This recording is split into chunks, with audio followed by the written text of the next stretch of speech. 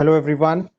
Welcome to VizConnect, connecting you with the art of data visualization and storytelling. VizConnect is all about how we can go ahead and connect each other with this Tableau community and how we can inspire each other with the help of our data family. VizConnect was started with one of the Tableau ambassadors in India, Divya Bharti, last year. And so far, we have hosted close to 50 episodes. And this has been possible with the help of this awesome Tableau community, right? Special thanks to all the Tableau Zen masters, ambassadors, and the community members who have gone ahead and shared their experience on our platform. We have a YouTube channel. Just go ahead and subscribe to it. It's by the name of VizConnect, some great content waiting for you. We have a LinkedIn group by the name of VizConnect. Go ahead, connect with each other, and learn from each other. And next week, we have Tableau Live Asia Pacific. Go ahead, register for it. A great opportunity to go ahead and learn from the community in APAC. With that, let me introduce you to today's speakers, Dzifa and Sedale. So let me just go ahead and first introduce Sedale. So Sedale is a digital insight analyst with a passion for telling data stories. His work looks at digital conversations to uncover perceptions of client brands and issues. That passion also led him to Tableau in 2018. When not working with Tableau and hanging out with the data fam on social media, Sedale teaches social media strategies at American University in Washington, D.C. He's also a fan of learning about wine across the world and cheering on his DC sports team. So without further ado, I will hand it over to Sedale to talk about using Tableau certification to build your Tableau skills. Thanks, Sagar. Appreciate the invite and can't wait to be on your slide for VizConnect fam. Can you just confirm that you can see my screen? Yes, I can see your screen. Go ahead, please. Perfect. All right, great. So as Sagar mentioned, Dale, I'll talk a bit about myself here in a second, but that I'm giving today is around using certifications to build your Tableau skills. I think that there are a lot of benefits to getting certified in Tableau, but I think this is one that doesn't get talked about a lot. I think there's a lot of value in using certifications to get better at Tableau, not just to get the badge or to show your employers that you're certified. So what I'm going to do today is first talk about who I am so you guys get a feel for that and how I come into Tableau and how I'm coming to this talk here. I'll talk about Tableau certifications for anyone that's interested in getting certified in Tableau and give some of the less obvious benefits, one of which, as I mentioned, is going to be building your Tableau skills. And so with that, I'm going to talk, we'll jump into Tableau and we'll look at how to prepare for the exam using Tableau. And I'll do a quick demo of that. And then I'll end with some of the values to prepare for the exam, again, for anyone that's interested in getting certified. So to start, as Sagar mentioned, I'm a digital here in the DC area.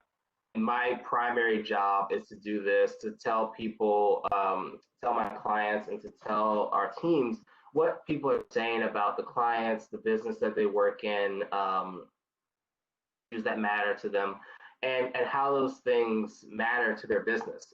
We use all types of digital data sets, social media data, website data, anything I can scrape from an API. So we may use, stock ticker information, financial data, reviews. We'll do a lot of online reviews, things like that. And all of that comes together to help tell the story. And so Tableau is a great resource to be able to put multiple data sets into one place, which is one of the ways that I use it. I'm also an adjunct professor at American University in DC. I teach social media strategies there. It is not necessarily an analytics course, but I add a lot of analytics to it. That's been a really fun thing. That actually kicks off next week, so happy to get into the semester. a member of the DC Tableau user group. That's how I got into Tableau in 2019, and through that met people in the user group, and that's how I got into the data fam. I was born in the Virginia area. I grew up in Central Virginia, if you know the geography, and then I'm now in the Northern Virginia area, close to DC. I went to the University of Virginia, where pre-COVID we were title as national champions. I'm super happy that sports is back. I've been watching all of the playoffs in the NBA, and can't wait for all of it to get back to normal once we get past lockdown. And that's really kind of what I talk about most. So when I'm not talking about data viz or promoting some of the things happening in our community, I'll be talking about sports online. So you can find me on Twitter or LinkedIn. I'm active in both of those places, and actively at Tableau Public, which I'll link up toward the end of this talk. For this talk, though, also important to note that I'm a Tableau desktop specialist. I got certified in June and took advantage, if people remember, of the 90-day e-learning. That was a promotion that was going on where you got 90 for free. I took advantage of that in April and then got certified in June. So that's one of the many certifications that exist. The desktop specialist is the first level. And then there's the certified associate. We're looking at the Tableau desktop ones at the top. The next is certified associate. And if you feel like you're intermediate advanced, and you can actually skip the desktop specialist and go straight to certified associate, but you do need the certified associate to be a Tableau certified professional, which is that top level. One benefit of the specialist, though, is that it doesn't expire. The certified associate certification does expire every 2 years, so just something to think about. And then there are similar certifications on the server level, the certified associate and certified professional for Tableau server. And all of them are great tools. It just really depends on which tool you are most familiar with and which tool, what's your level of skill. When I got certified, I had a lot of questions on LinkedIn and on Twitter. All great questions. And one of the questions I got obviously was, how did I prepare for the exam, for people that were interested in preparing for it, and what was the experience like? But I did get a few questions on why I decided to get certified, and actually was able to develop a blog post with Amexo, who I know is on the VizConnect staff, on why I got certified. But I honestly think that's the right question to be asking. I think that getting certified, obviously there's a cost to it. Obviously there's time that you have to invest in it. And so it's useful to think about why you want to get certified. And hopefully I can give you a few additional reasons right now. So some of the less obvious benefits of certification, obviously if you get certified, you get onto your LinkedIn profile, you can put your badge there, you can put your badge on your email signature, you can let employers know that you've gotten certified, and that's really great. But there's some other reasons I think getting certified is really cool. But first, it kind of sends a bat signal out to the community, and not just the Tableau community, but the data viz community. People get to see you, they hear your name. The Tableau community is amazing about sharing and cheering people on. So when I got certified, and a lot of people sharing those things, a lot of comments. I mean, it's the post on LinkedIn that I got the most engagement on by far was getting certified, and it allowed me to get more involved in the community. It allowed me to get some of the speaking engagements I had before, including this one, and also what I'm doing on Monday for the DC Tableau user group. And so that was really awesome to see. It does help you stand out a bit, particularly in this environment. So I'm sure we're all aware that data is super hot and sexy now, and being data driven, everyone says they're data driven. And so the certification really does kind of show that you are taking more time and investing your resources to get better in data and data visualization, which is useful. But I think ultimately it makes making business more fun. I created both of these after I got certified, and partially, because I was just more comfortable in the tool. I think that, when you had to prepare for the exam, and the way I prepared for the exam, I learned by doing. So I did a lot more in Tableau than maybe others might have in terms of using courses or books or things like that. And so what I realized as soon as I got out of that mode of studying I was actually a lot more comfortable in the tool. And so that's one thing that I'm doing now, is continuing to build in Tableau and push myself in that space. So with all of that said, we're going to get into Tableau very shortly, and I'll talk about how I prepare, or how I would suggest. I didn't do this all the way, but I would. This is how I would suggest you prepare for the exam and build your Tableau skills while doing it. But just to set the stage, the first thing I would start with is the guide. So Tableau does a great job setting up study guides for every exam. So you can look at one for the specialist exam, the associate, and the Tableau professional is a little bit different because of the style of the exam. But both of these guides are really great in showing you what you need to know in order to be successful. And so you can look through this, you can figure out what you need to know. One other thing that you can do with this is measure yourself to see which exam you want to take. So if this looks really easy for you, this is the specialist exam guide. If you know all these things backwards and forwards, maybe take a look at the certified associate guide and see if that might be more of a challenge for you. Once you have the guide, then you can kind of create your learning path. And so what I mean by that is you can look through and you can pick the things that you're going to do in one session. So as you look at Tableau and you open your Tableau, what are the things you want to try to do in order to make sure that you can do it in the exam and that you're comfortable with it? So for today, we're only going to do these 10, mostly for time's sake. Obviously, if you have a full hour, you can do all of them really. But we'll stick with these 10 just so that I can show you how it would work. And I also have it here on my phone so that I can call the numbers out, and I'll show you when we get to each step. So with that, I'm going to go and head over to Tableau. And so this is obviously what Tableau looks like when you first get onto it, but it's also going to be what it looks like when you get on the exam. So one tip that I give people is you get on the exam to start, you'll have, I had 5 Excel sheets, but you'll get a number of data sets. Go ahead and load them at the beginning so that you have Tableau already ready to go. You're going to use them all. Tableau's not going to give you a data set that you don't need.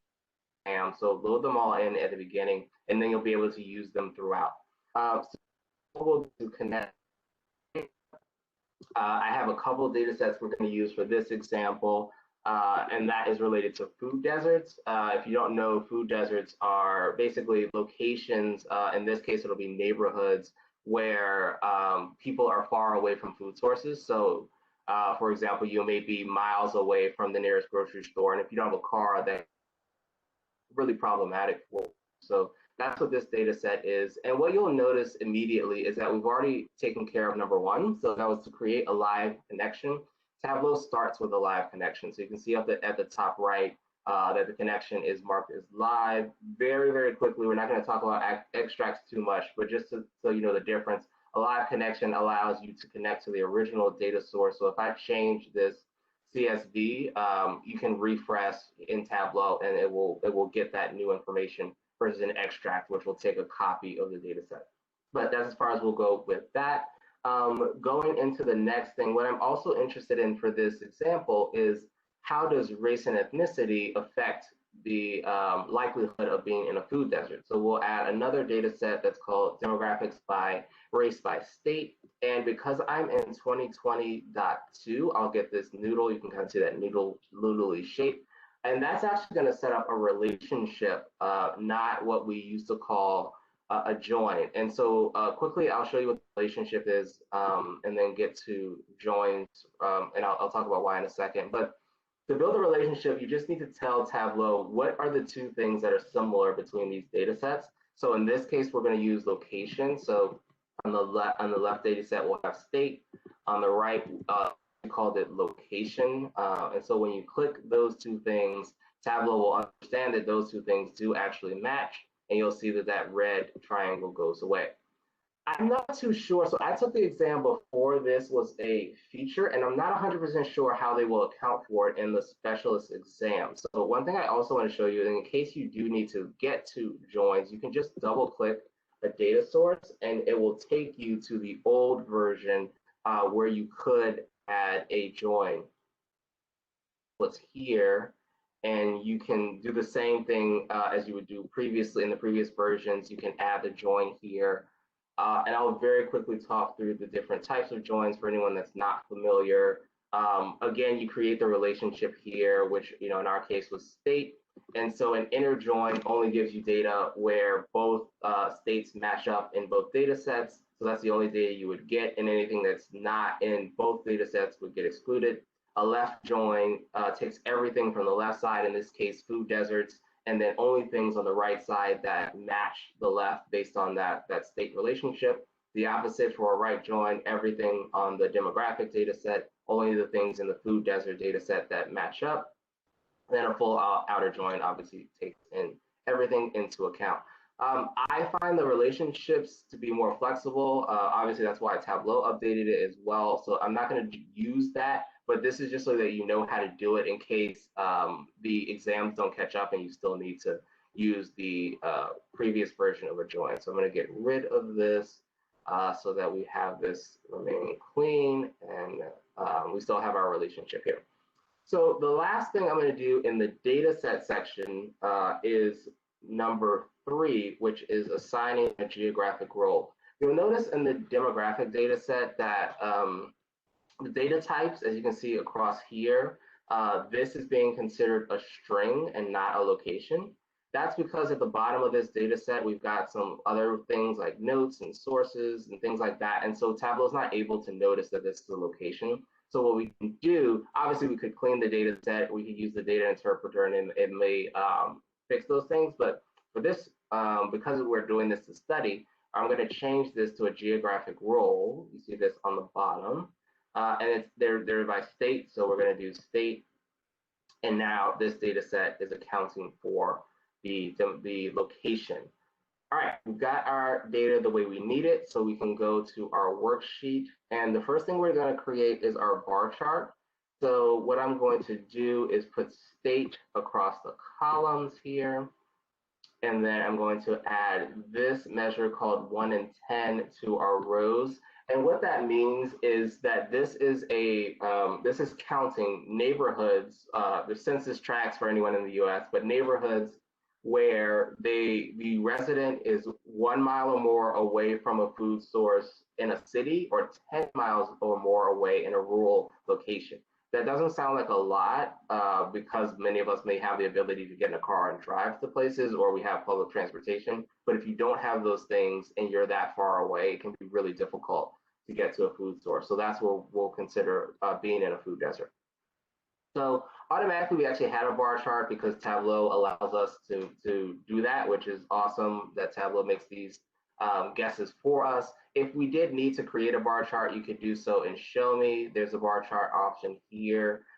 You can also do it in the marks card. This is already automatically a bar chart, but you can change that. And I'll show you what that looks like in a second.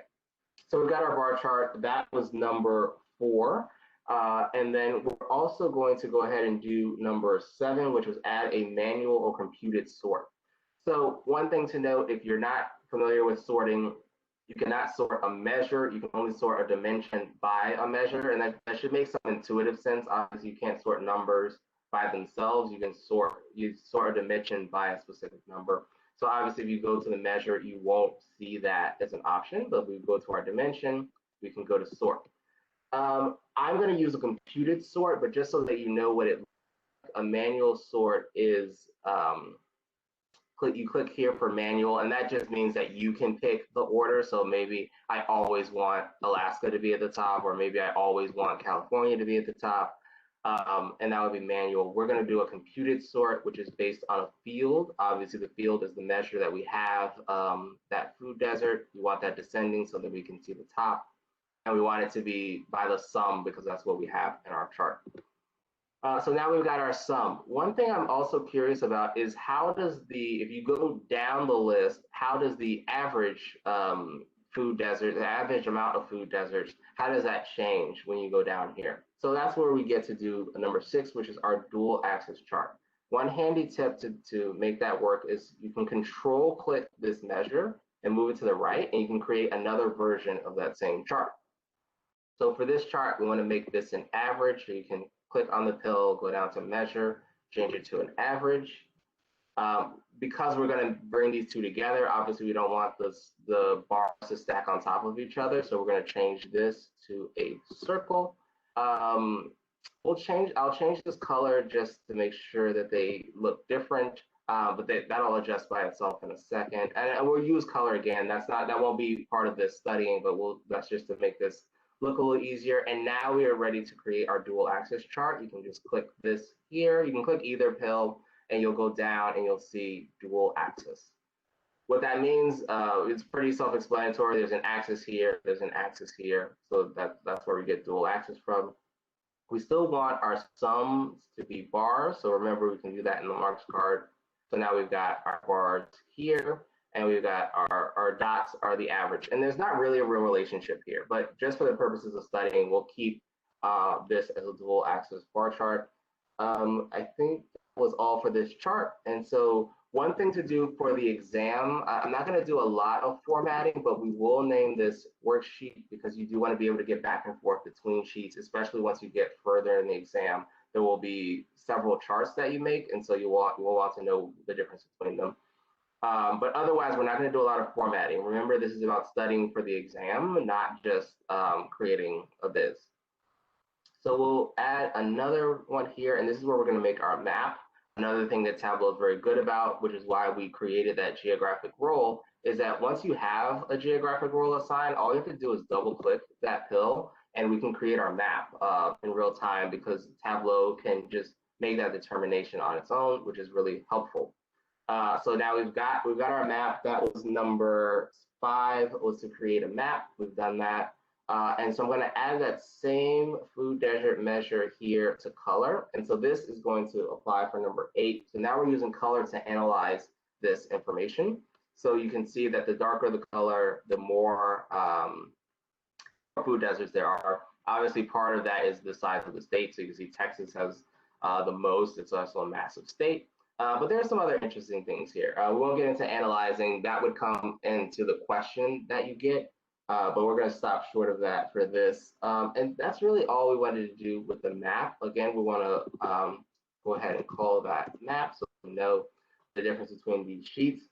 And so we've only got a few other things to look at for this study session, as it were. So we're going to create a dashboard. So on the bottom, you got 3 options. You can create a new sheet, which is where we created this map. You can create a new dashboard or story. So we're going to create a new dashboard.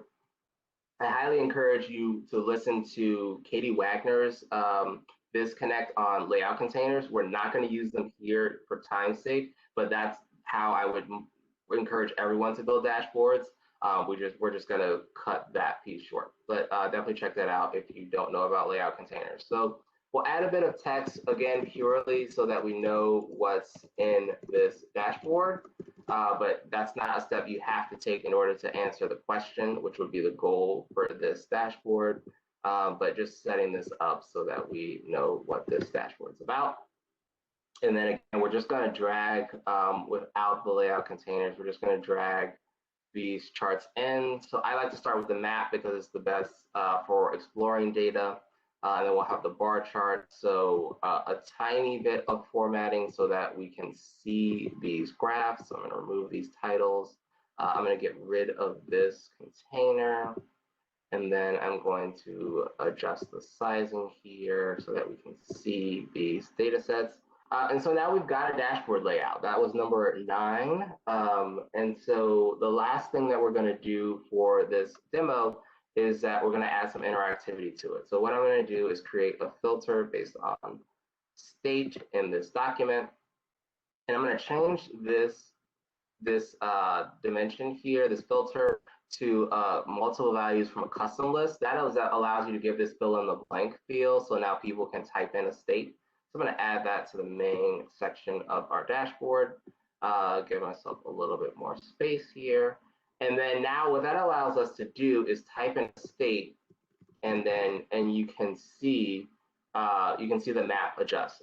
Now the map is the only thing to adjust right now. And so what I want to do is make sure that this interactivity fits the whole thing. So we'll make this filter apply to all using related data sources. And that's important when you have multiple data sources, is that you want this to apply to the states in the food desert data source, but you also remember we have the demographic data source that's joined by state. So when you have all using related, that accounts for everything. So now when we look at Virginia, both charts adjust to it. We could add West Virginia if we wanted. We could add in California. And now we have the ability to look at all of these things by themselves. And then obviously we can remove them all, and then we'll go back to the United States map.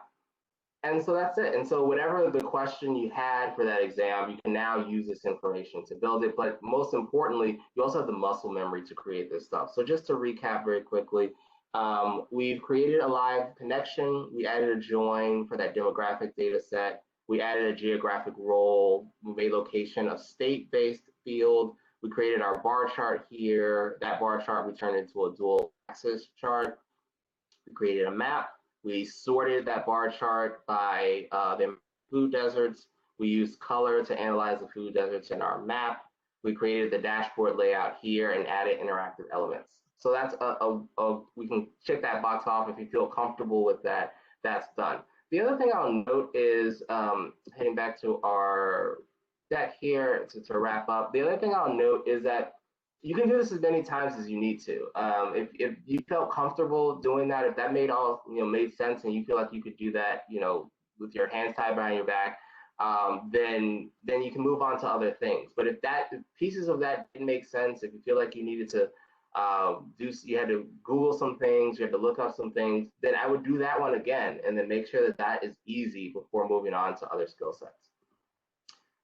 So just wrapping up a bit on the resources, obviously the Tableau e-learning is a great resource. It's essentially the textbook for the exam. So I would highly recommend, if you don't have that already, I think it's like $100 a year or something like that. So fairly affordable, but that's really helpful for the exam.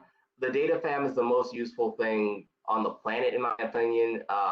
So I would definitely encourage you reaching out to people. Sarah Bartlett's another person that's really big on, she's on the bottom left here, be really big on certifications. Katie Wagner's really excellent about the elements of the exam. She's a Tableau certified professional. Myself, of course, and then I intentionally put the names here in case anyone's interested in learning about these people. I highly encourage you to look into YouTube channels like the VizConnect channel, which Sagar mentioned. This one's a little outdated, so the most recent was that layout container image, but definitely use those channels to learn and to figure out the things that you need to know. And then quickly on the exam itself, the environment is kind of a desktop on top of your desktop. You cannot leave that desktop during the exam. So I would turn off any notifications, any pop-ups, anything like that, because if you leave the exam, your proctor will stop you. And so you just don't want that to happen. So make sure that you don't leave that environment. In the environment, you'll have Tableau, you'll have a browser. They had Firefox when I used it. And then you'll have the data sets that you need. And so that's everything you'll need to take this exam. You'll have 60 minutes to finish 30 questions on the desktop specialist exam. And how that breaks up is you have 22 questions that are multiple choice or choose all that apply. And then you'll have 8 that are hands-on Tableau focused questions. So that means that you'll use Tableau, you'll upload the data set to answer those questions. But one thing I also did is I used Tableau for a lot of the multiple choice questions. So you might have seen a question in the exam that asks, which of these is not in your marks card? And you can use Tableau. If you know where the marks card is, you can very quickly go to Tableau, look for the marks card, and figure out the answer to that question. So it's another reason to use Tableau instead of just using books or coursework. So wrapping up, I think getting certified is a great way to help you build your skills in Tableau. It's not just a great badge that you can get. You can use it to actually build your skill set, and hopefully that makes sense to you now. I think using Tableau to study anything really, study for an exam, prepare for an interview, using Tableau is a great way to do that versus just using books or just using courses, because you get the muscle memory. And that's something I talk a lot about, is that you need, this is a technical exercise. So it's not just about reading or watching videos. You really do need to use the tool. I talk about it like doing push-ups. Like you could read about push-ups, you can watch videos about getting proper form, but you're not going to get good at push-ups until you start doing push-ups. So same thing with Tableau. But anyone can do this because of the specialist exam, which I think was a fantastic ad from Tableau. Basically, anyone at any level can prepare for and sit for the exam as long as you use the tool a little bit. And there's a lot of benefits to doing that. And I also hope you understand that I'm totally available. Feel free to connect with me on LinkedIn. Feel free to find me on Twitter. I'm also, in Tableau Public if you want to see some of the things that I've created, and I've written that blog post which I mentioned. But otherwise, I think I'm just about at time. Sagar, happy to answer any questions if there are any. But otherwise, I would encourage you to connect with me in case you come up with questions or you have things you want to talk about. But yeah, that's all I have to say. Thank you, guys. Perfect, Cyril. I think we can take the questions at the end. I think I Sure. will just go ahead and now bring Zifa. Hi, Absolutely. Zifa. Can you? Hi, yeah, Sagar, I can hear you. Can you hear me okay? Yes, perfect. Let me just go ahead and introduce you. So Zifa is a senior studying finance and data analytics at Mercy College, where she was first introduced to Tableau in 2019. She is an active member of the community, and her passion for data and storytelling led her to become a Tableau public featured author earlier this year. When she is not on Twitter or in Tableau, you can find her at a karaoke lounge, volunteering or exploring new places and foods. So with that, Zifa, over to you. Thank you so much for that introduction, Sagar. So excited to be here today. Initially, when you first asked me, I was a little bit hesitant just because I felt like I didn't really have anything to talk about. But I definitely think that everyone has a unique perspective to share in terms of their Tableau journey. And so today I'm just going to tell you guys a little bit about me, my journey, give you some useful tips that I found in terms of design, storytelling, and then from there, kind of go off of what I like to say as the secret. So this is really just going to be my journey about how I went from a quote unquote failure to a featured author. I do want to make the disclaimer that I don't actually know what the qualifications are to become a featured author. I think it's kept secretive for a reason. And this is just going to be more of a talk around mindset and how you can really just be your best self. So to get started, for those of you who don't know who I am, my name is Dzifa Amexo, and I'm going to be starting my fourth year in a few weeks at Mercy College, where I study finance and data analytics. And so I am a self-proclaimed karaoke enthusiast. I love singing. My voice is awful, but it's my favorite hobby to do. And as Sagar mentioned, I'm super passionate about community service, social impact, traveling, which has been on hold for a while, food. I absolutely love African food and Korean food, gifts, and reality TV. So if you follow me on Twitter, you probably know all of these things. And currently, I'm watching Shameless and Indian Matchmaking on Netflix, which I highly recommend, as well as Big Brother, which is another reality TV show. And so here on the left, you can see a picture of me. This is when I studied abroad in South Korea last year. So I visited Japan for 1 week, which was absolutely amazing. And so during my time abroad, I did what any normal 20-year-old would do when they're leaving the country for the first time alone. I decided to take a risk and go bungee jumping. So I jumped off of a 50-meter platform into a lake. This background you can see here is Chongpyeong Lake in South Korea. And so definitely leading up to it, I was so nervous. It was something that was always on my bucket list. So I figured, why not do it? But once you get up there, you start to really see how high up you are, and it's very scary. But I can honestly say that after I jumped, it was the best feeling ever. And I think that just speaks to the fact that life just always begins one step outside of your comfort zone, and you'll never know unless you really take that jump or take that leap. So, speaking about ups and downs and just taking a leap, now I'm going to walk you guys briefly through how I got involved in Tableau and where that's led me, and essentially how I got here today. So, it all started in 2017 when I started college as a freshman. I came in and I said, okay, I want to major in finance and marketing. And that was all great. After my first year, I took one marketing class. I said, okay, this career, this major is way too creative. Like I'm not creative enough for this. So I dropped that and I was just gonna go about my college career, just do finance and be with that. But then one of my professors recommended that I take a course or take a concentration in data analytics. At that time, I had no clue what it was, but I thought, okay, I just dropped my other concentration, so why not? So I took that course, or I added that concentration. It was honestly the best thing that could have happened because it led me to really discover what I'd call my passion today. And so one of the classes that I had to take within the concentration was called Communicating with Data. And so from what you'd expect, we'd learn about design principles, things like that, and also just really got to understand the basics of Tableau. And so half of the class was really hands-on. You're doing things in Tableau, which I absolutely love because I'm more of a person who learns by doing. And the other half of the class was more on the paper exam, kind of just preparing us for the certification exam if we were to take it. And so that part I wasn't the best at. I definitely enjoyed doing it more in Tableau, but there are definitely benefits to both sides. But this is where one of my first quote unquote failures occurred. So for our final grade, our final exam, we had an exam and a project. I spent so much time on this project. I was in Tableau. I thought, wow, this is amazing. This is beautiful. I'm going to get an A in this class. This is perfect.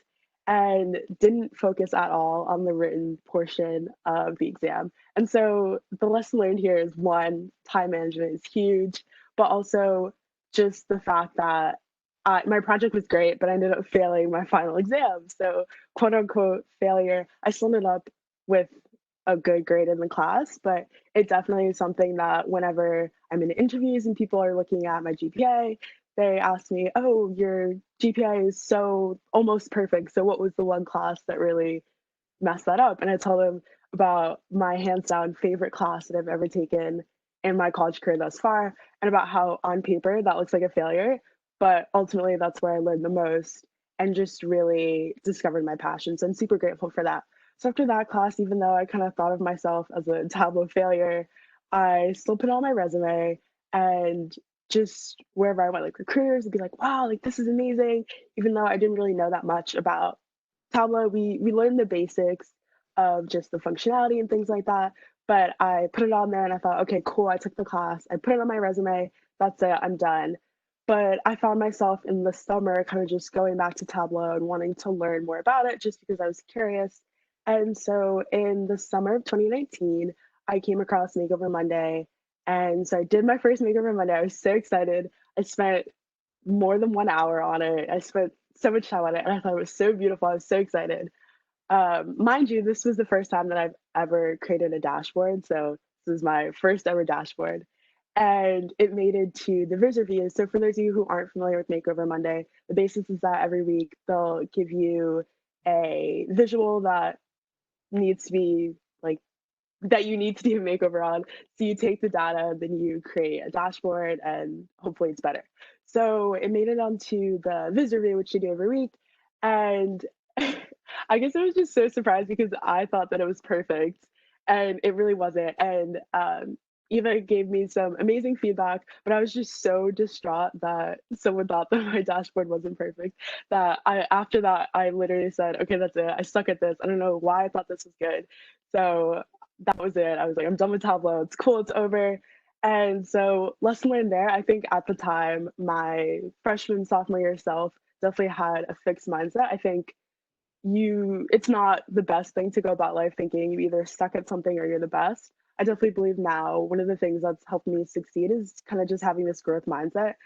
So taking the fact that if you do a Viz for Makeover Monday and you make it onto the Viz review and they're giving you feedback, that is literally the best thing ever because feedback is ultimately something that is a gift. Like people give it to you because they want to see you succeed. They want to see you do better. And so at the time, I didn't really understand that, but now I think it's something that I understand. So that's why I'm so passionate about giving and getting feedback because ultimately it's what's going to help you be successful. So after I decided to never touch Tableau again in 2020, at the beginning of the year, I was kind of doing my New Year's resolutions and I found myself occasionally just thinking about Tableau. So I told myself, okay, you're going to commit to this. You're going to do all 52 weeks of Makeover Monday. I still have missed a few, but I'm going to go back and catch up. And so from there, a few weeks into 2020, I came across the Twitter Tableau community. And so I think it was through LinkedIn that I kind of discovered that, okay, it seems like a lot of people are on Twitter. So I made my Twitter account, and that's when I officially joined the Tableau community. And so my first tweet was at the end of January. And so I did my Makeover Monday, and I couldn't figure out how to put in a reference line. And this is so funny to me now because it's just the most simple thing that you could ever do in Tableau. So, but I didn't know how to do it. And so I asked, hey, I couldn't figure this out. And a few minutes later, Johan responded, hey, like this is how you add in a reference line. And so this for me, I was just blown away because the fact that someone who I didn't know took the time to answer my question and just help me out, I was just blown away. I was like, okay, like wow, everyone is super nice here and so welcoming. And so then from there, I had watched a VizConnect session with Maria Brock, who's absolutely amazing. She is a Tableau student ambassador, and so she did a VizConnect session on how to make an interactive resume. So I watched it and ended up making one. I posted it to Twitter, and that was kind of when I guess I got the welcome or whatever you want to call it into the community. So many of you probably know Adam. He's extremely welcoming, he's super supportive. So he was really the first one who like I credit with just getting me to I guess drink the Kool-Aid and really get involved in the community. So he shared my resume and everyone was like, wow, this is great. I thought it was pretty mediocre, but everyone was so welcoming. They thought, wow, this looks great. And so from there, I think that was when I really started to get involved in the community rather than just kind of being a wallflower and posting my Makeover Monday. And then that's it, not really doing anything, not interacting with anybody. And so from there, I started creating things that I was passionate about, doing more Makeover Mondays.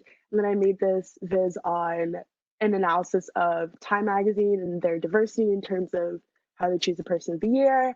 And then like more and more people started to notice me. And I received a few Tableau FFs, which means like Tableau follow Friday. So like today, for example, people will go on Twitter and just post people who are doing great work who may not be hugely known within the community. And so this for me was such a, I guess not life-changing moment, but it was a really pivotal point because up until this time I was doing work and I liked my work. I thought it was great, but just to have that support and validation from other people was really great. So huge shout out to Sarah, who is my mentor. She's absolutely amazing. And just everyone else. There's so many people who have just been so supportive. Just even in terms of when I said that I was going to do this VizConnect, like the the energy and just the enthusiasm around that was just absolutely amazing. And I could write a book on the amount of people who have supported me along this way. But the moral of the story, and you probably know who you are, I've said thank you.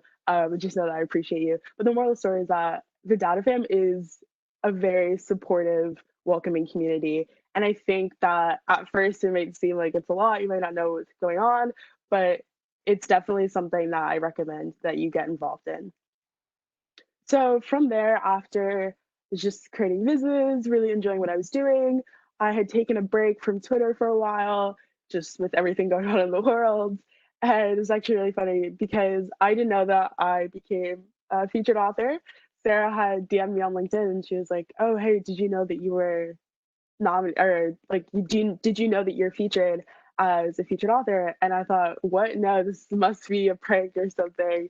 But no, that was honestly such an amazing experience. You can see here in the tweet, I said I feel like I've won an Oscar. It was just again amazing to just be recognized. For me, titles are just like an additional benefit because even if I didn't have the title of having been a featured author, I'd still be doing the same thing that I'm doing. I'd still be making vizzes that I enjoy. I'd still be supporting people. I'd still be giving people what's the difference? Oh, sorry. So I see a question here that's saying what's the difference? So a Tableau public featured author is basically a group of authors on Tableau that are selected, I'd say every 2 to 3 months.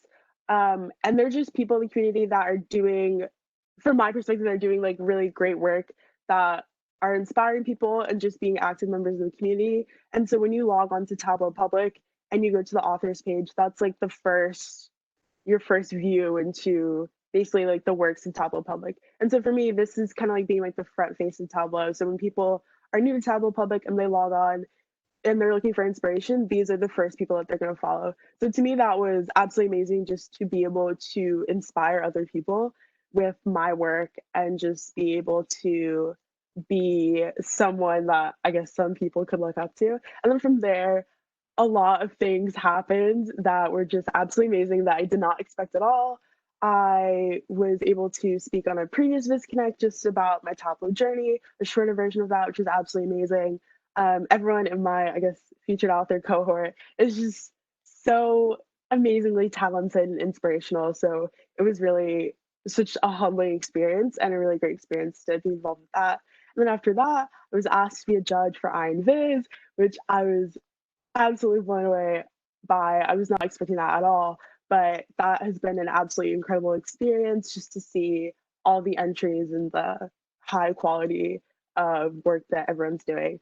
And then here today, I was asked to do VizConnect, which is super awesome for me and something that I wouldn't have expected to be doing like this time last year. I think for me, just what this has allowed me to do is, like I said, even if I didn't have the title, I'd still be doing the same thing. But with this, I have more of an exposure. I can reach more people and just be able to help more people on their Tableau journey and hopefully just give them some advice to succeed. So moving on, if you're still not convinced about this whole Tableau community, I just wanted to put together a little chart in terms of how I felt when I first joined and what I see the benefits are.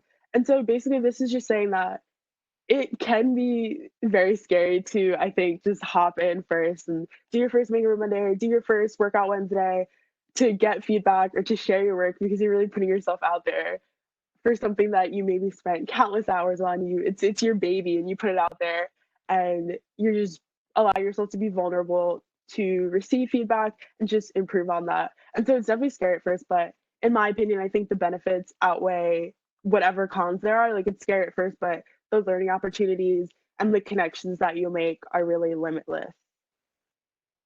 And so this is a flowchart from Chris Love, who is a Zen master, absolutely fantastic person. I've never met him, but just from what I've seen from him on Twitter, I know that he's an amazing individual.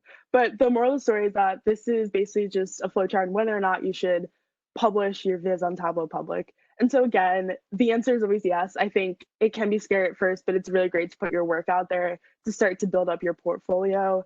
And it's just saying that you might not get 1 million followers or 1 million likes, but at the end of the day, those aren't really the only measures of success. So for me, like, if you're learning, if you're growing, if you know that you're improving, then that's a success. That's a win. It doesn't always have to be a like or 1 million followers, but of course, that's always great to have.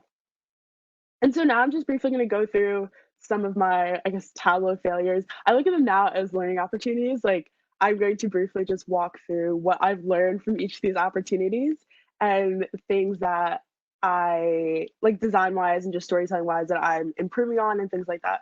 So here on the left is my first ever dashboard. I think it's really important. I have not deleted this from my Tableau public profile. I don't expect to, because I think it shows, as embarrassing as it is now, or as embarrassing as it was previously, now it's definitely just a learning opportunity and shows how much I've grown and just allows you to see your progress. And so in this, I think from these two, I definitely learned that you have to use color strategically, make sure that your dashboard really tells a story. It's not just a bunch of floating worksheets mangled together. And so those are two quick things that I think I learned from that. So here, this I made mid this year for Makeover Monday, so it was not too long ago. On the left was my first version, which I can't even tell you what I was thinking because now just looking at it, it just looks like a rainbow and I don't know what I was thinking. But again, using 6 different colors and just having it be all over the place, I think I learned, again, like, use color strategically, but then also when I first looked at this data set, this Viz5 data set, I was just looking at the numbers, the statistics. But the second version, I think I really understood, and now I'm starting to understand the fact that sometimes I think when it comes to social impact vizzes and things like that, we often forget that there are actual people behind these numbers and these bars. And so I think this second version just shows, I can easily see like the numbers and the colors, how they correspond, but also the fact that these are real people, and just keeping that sense of sensitivity, and I think just being empathetic to the topic to make sure that you don't misrepresent something. And so this is one of my absolute favorite vises ever. And just in terms of, it was something that I wanted to create. It wasn't for a weekly project or anything. It was around Juneteenth, which is a annual holiday that's not nationally recognized yet, that really just celebrates the official end of slavery. And so initially when I had the idea to do this viz, I was noticing that a lot of my friends, people in my circle, didn't really know what Juneteenth was. And so the idea for me was to make a viz that would be simple enough for the average person to understand.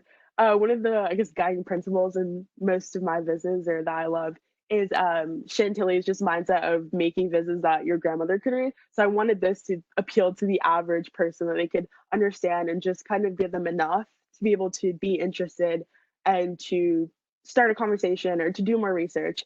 And so I made this viz, and Gary Collins had responded, "Thanks for sharing this, Dzifa. I really appreciate it. Your viz has sparked a great conversation and learning in our home."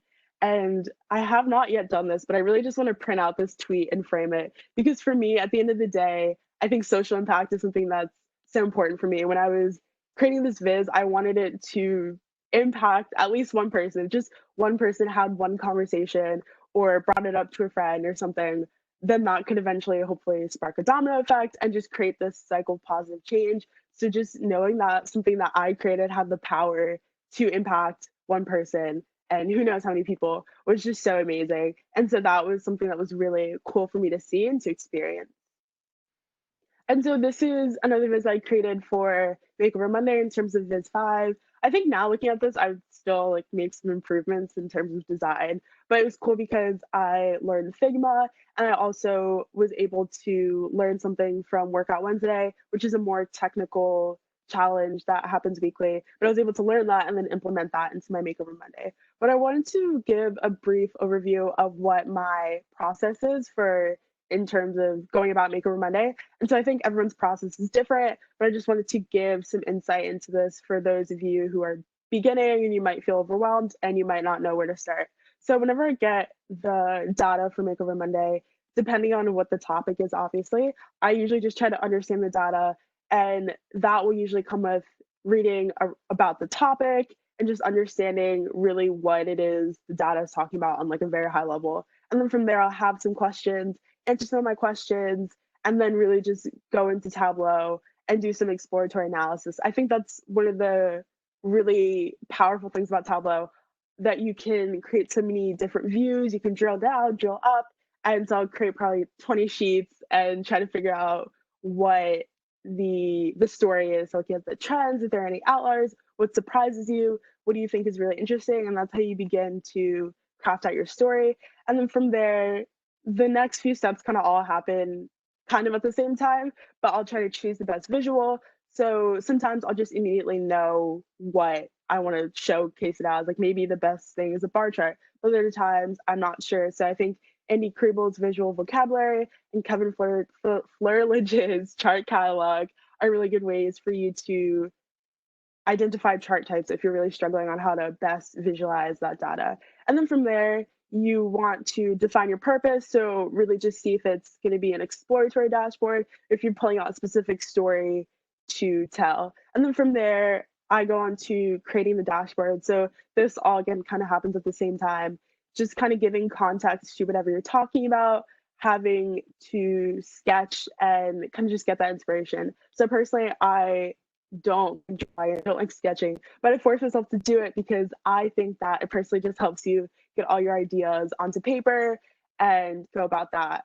And so in terms of empathizing and connecting with the data and just with the story, I think that's primarily in terms of like social impact business. So you want to make sure that you're really creating, I guess, an experience or like an emotion, like what emotion are people going to feel after they read this dashboard.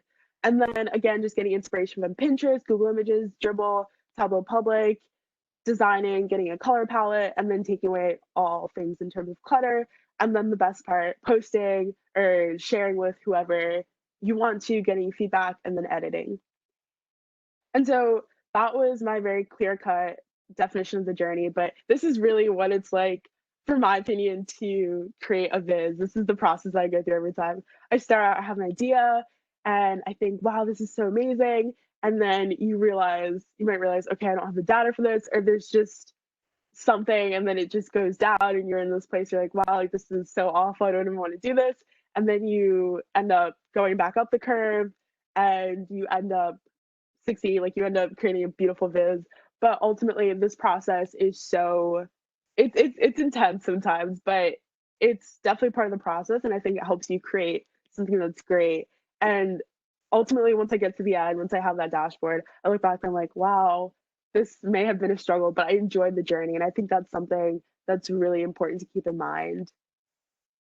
And so now these are my three, I guess, secret tips that I have just been using on my Tableau journey that I think could be useful to you. These are, like I said, more of a type of mindset that I think is really helpful in just being your best self and making the most of your Tableau journey.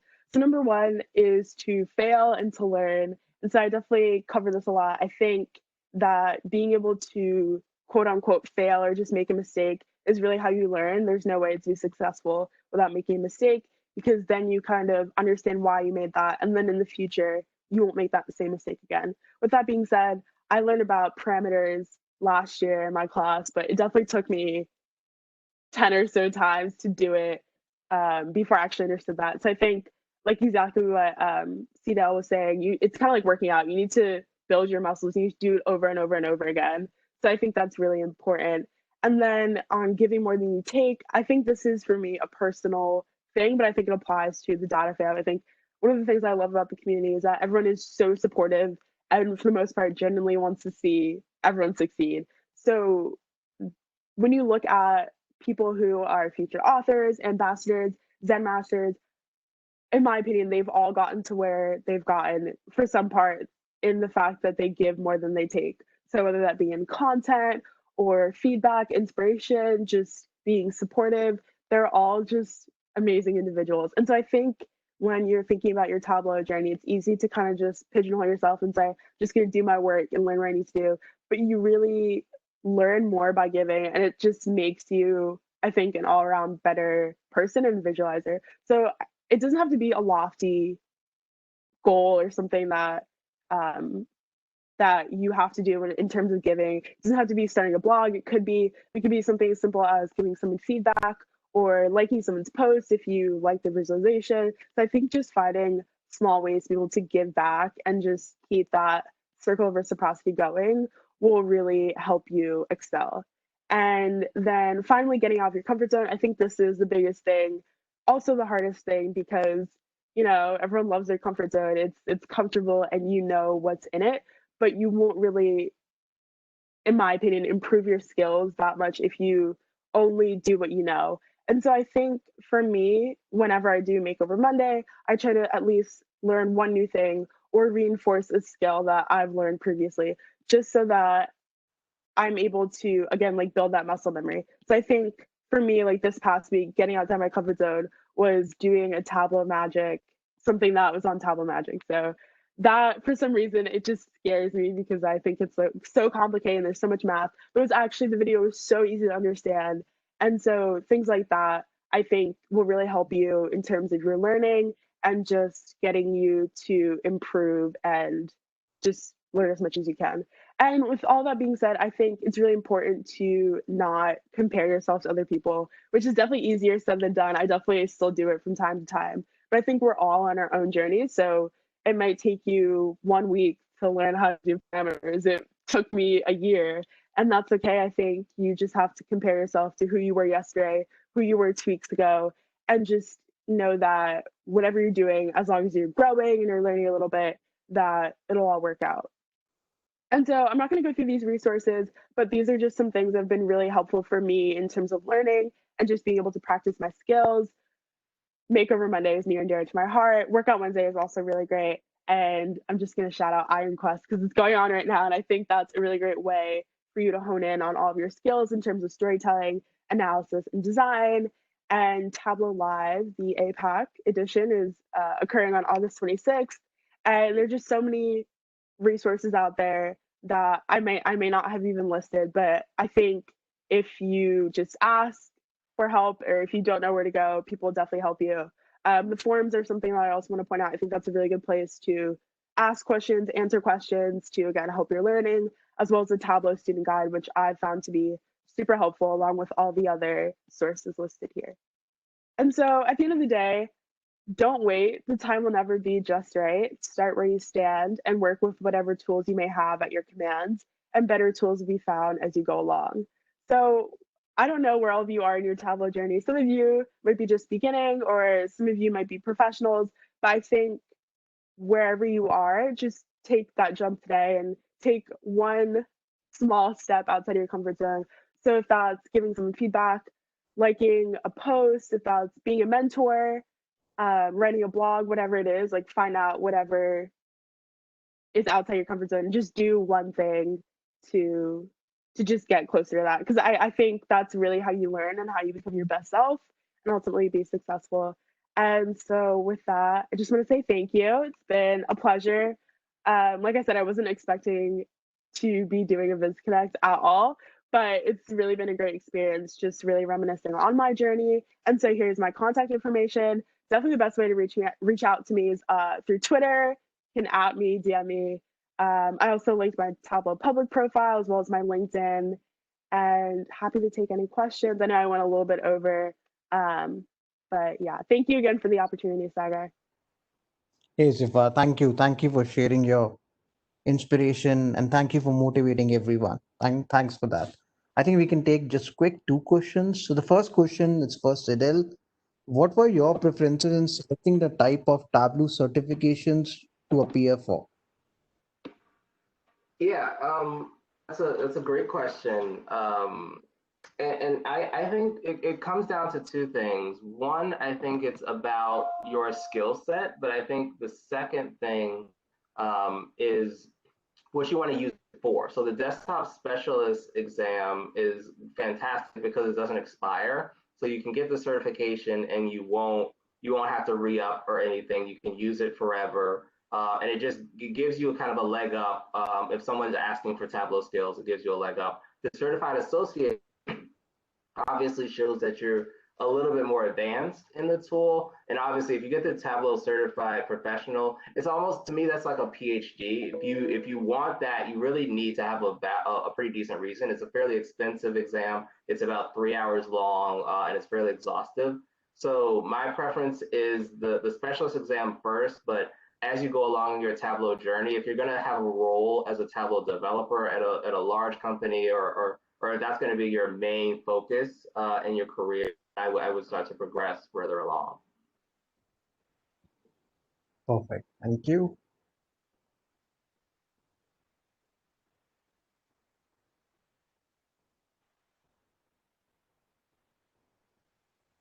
So if you have any last question for Dzifa, we can just take it.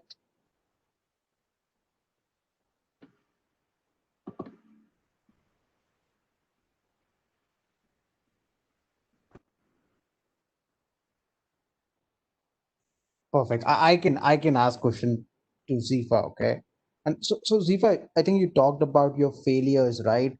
How you started your journey with Tableau. What was your one of the biggest motivation, right? That you never gave up, saying that no, this is something I want to achieve and learn for with respect to my journey ahead, right?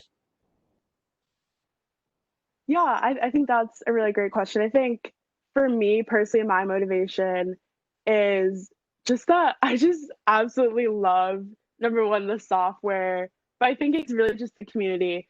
So I think when you look at my failures and then my failures before joining the community and after joining the community, I think just being surrounded by such a group of supportive people really just allowed me to, number one, evolve my mindset, but also just feel supported. And I think when you're surrounded by great people, you do great work. So I think that was one of the motivations. And then ultimately, like I said, for me, my personal mission in life is to be able to impact people's lives and to just leave the world a better place. So for me, data visualization, Tableau in particular, allows me to be able to create something to be able to communicate insights to other people and to start conversations that could really just have an impact of either change or social impact or just business decisions, whatever it may have you. But I think just number one, the impact, and then the community support was definitely the motivation. And then I just like enjoy it. I just am passionate about it. Thank you for that. So I think we have Sarah Bartlett also on the call. So I think, yeah, the support we are getting from the community members and all the Zen masters, I think hats off to that. And I think thank you to them to go ahead and invest their time, right? That's important. So yeah, thank you Dzifa. So I think with that, thank you Dzifa and Sedale. I think it was a pleasure to have you on VizConnect. Thank you for sharing your stories, tips and tricks, and motivation for the company to go ahead and kickstart their journey with Tableau, right? So with that, thank you everyone for joining. Have a great weekend ahead. Be safe, take care, and we'll see you next week. Bye-bye. Take care. Thank you. Bye.